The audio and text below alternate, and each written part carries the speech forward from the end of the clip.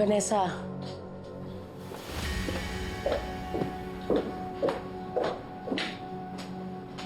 Kailangan natin mag-usap. Pwede bang mamaya na? Nawawala si Lexie. Mamaya mo nang isipin ang kapatid ni Marco.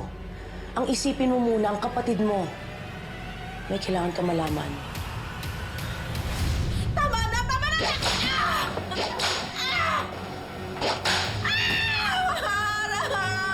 Tama na! Tama na!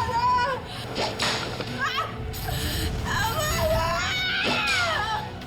Ang sakit naman! Tama na! Tama na! Tama na! Tama na! Kinontak ko ang Statistics Authority at hinanap ko ang death certificate ni Merly Aquino. And guess what I discovered?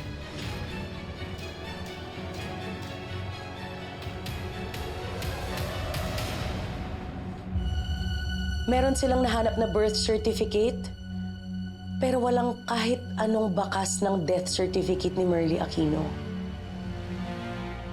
Ibig sabihin, walang record na namatay siya.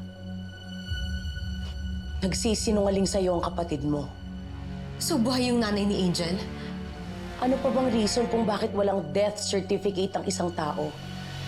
It's very possible na hindi talaga namatay ang nanay ni Angel. Well, Angel was around 15, 16 nung namatay yung nanay niya. Posible hindi niya na-file. Nagpunta rin ako sa ospital na malapit kung nasan sila Angel noon. Pero walang kahit anong record na naging pasyente ang isang Merly Aquino doon. Siyempre, hindi nila i-declare yun. May patient-doctor confidentiality. Humingi ka ng tulong sa akin. Andyan na ang mga ebidensya pero ayaw mo pa rin maniwala?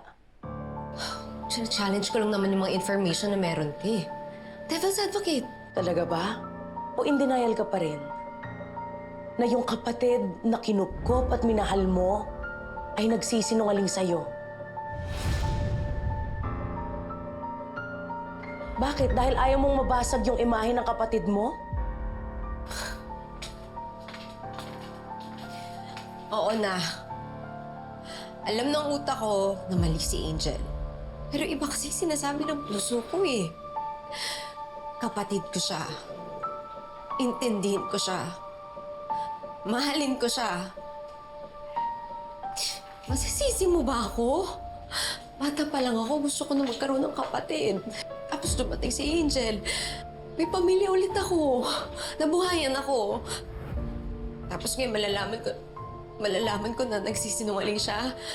Pero di ba, Vanessa, mas okay na to?